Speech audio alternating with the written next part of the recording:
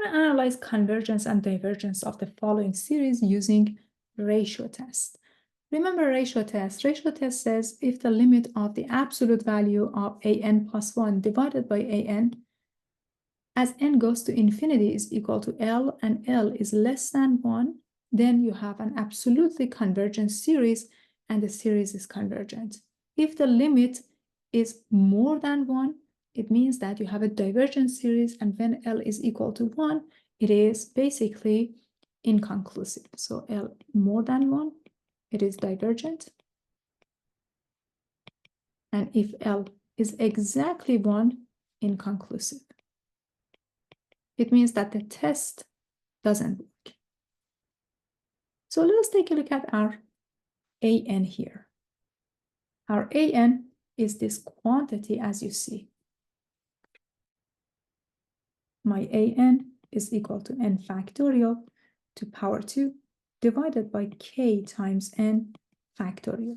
What is an plus 1? An plus 1, wherever you see n, you're going to substitute that with n plus 1. So you get n plus 1 factorial to power 2 divided by k times n plus 1 factorial. So let us form this limit. You get the limit of the absolute value of your an plus 1. Let's copy this guy down here instead of rewriting the whole thing, divided by your an, which is n factorial, divided by kn factorial, and take the limit as n goes to infinity.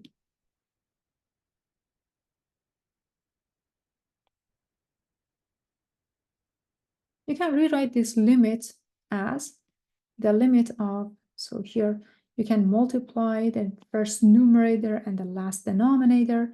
You get n plus 1 factorial to the second power times kn factorial divided by, now you multiply k times kn, k times n plus 1 factorial, so k times n plus 1 factorial times n factorial to the second power. And close up the absolute value and take the limit as n goes to infinity. This can be written as the limit of, now let us simplify as much as we can. On the numerator, you have n plus 1 factorial to the second, that can be written as n plus 1 factorial times n plus 1 factorial. Copy down your kn factorial. We're going to deal with this guy later. On the denominator, k times n plus 1 factorial is multiplied by n factorial to the second power, which is n factorial times n factorial. We are taking this limit as n goes to infinity. Remember the definition of n plus 1 factorial. From algebra, n plus 1 factorial is n plus 1 times n factorial. So your limit can be rewritten as the limit of, you have n times n plus 1 times n factorial, n plus 1 times n factorial, and then you have kn factorial divided by, well, here you have k times n plus 1 factorial that we're going to deal with later, multiplied by n factorial times n factorial, and take the limit as n goes to infinity. So as you can see, you can easily get rid of n factorial on the numerator, on the denominator. You're left with the limit of absolute value of n plus 1 times n plus 1 times kn factorial divided by k times n plus 1 factorial. Okay, perfect. More algebra for us, everybody. As n goes to infinity. In turns, this limit can be written as the limit of, let us break this guy down, n plus 1 times n plus 1 kn factorial. And on the denominator, let us expand this term. K times n plus 1 factorial can be written as k times n plus 1 times k times n plus 1 minus 1 times k times n plus 1 minus 2 and dot, dot, dot. If you continue this process, you end up with, let me close this as well, you end up with kn plus 1 times kn factorial. Kn plus 1 times kn factorial. So now you can cancel out kn factorial, kn factorial. So let us take a look at our limit. This is the limit of the absolute value of n plus 1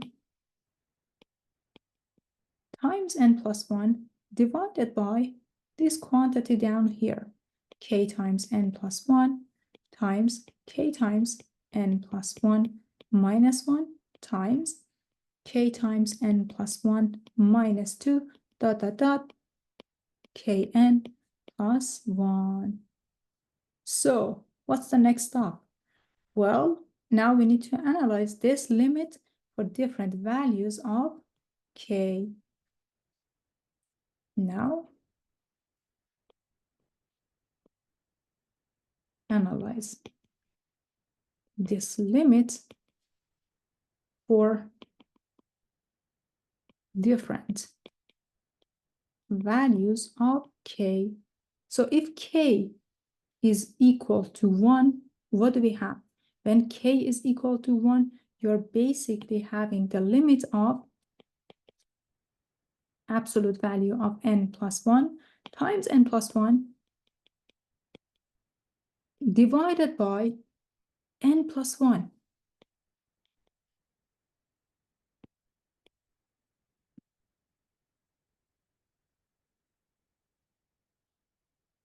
As n goes to infinity, which is infinity and divergent.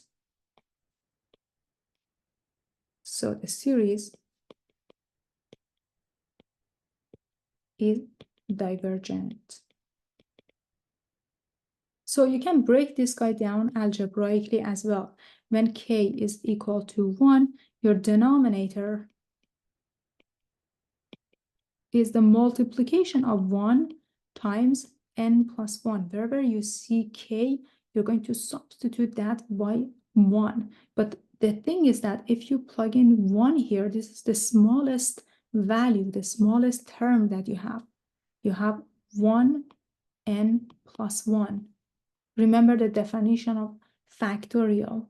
You're multiplying larger terms by smaller terms, right? Your denominator has only one quantity, which is n plus 1. Again, remember that. In algebra, the way that we defined factorial, we started by saying that 0 factorial is 1, 1 factorial is 1, 2 factorial is 2 times 1, 3 factorial is 3 times 2 times 1, and then we continue this process to define n factorial. So n factorial was defined as n times n minus 1, n minus 2, 3 times 2 times 1. So when n is equal to 1, we don't plug in 1 here. We don't say that it is 1 times 0 times negative 1 times 3 times 2 times 1. When n is equal to 1, it means that we have 1 factorial. We don't write it this way. It is just showing the behavior of n factorial. When n is equal to 2, you don't write it as 2 times 2 minus 1 times 2 minus 2, dot, dot, dot, 3 times 2 times 1. When n is equal to 2, you are dealing with 2 factorial and so on. So when k is equal to 1, you don't write it as k, which is 1 times n plus 1 times n plus 1 minus 1 times n plus 1 minus 2 times dot dot dot n plus 1. You don't write it this way. Your denominator becomes the smallest value that you have on your multiplication down there. So it is basically just n plus 1. Okay, so when k is equal to 1, you get a divergent series. What if k is equal to 2? When k is equal to 2, let's see what's happening here. You end up with limit of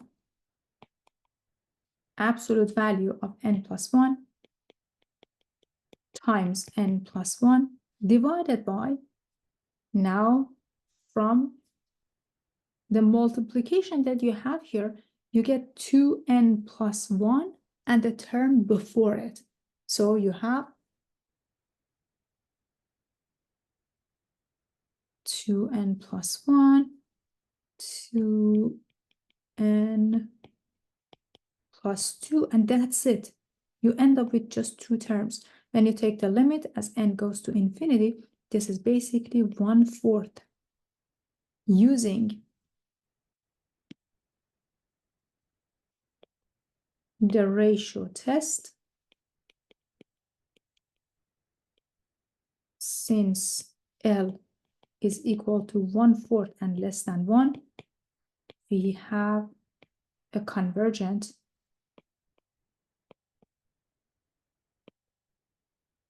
series. We can conclude that. We can also conclude that for any k more than equals to 2, we have a convergent series, which we defined as the series of n factorial to power 2 divided by k times n factorial, n starts from 1, goes to infinity, using the ratio test.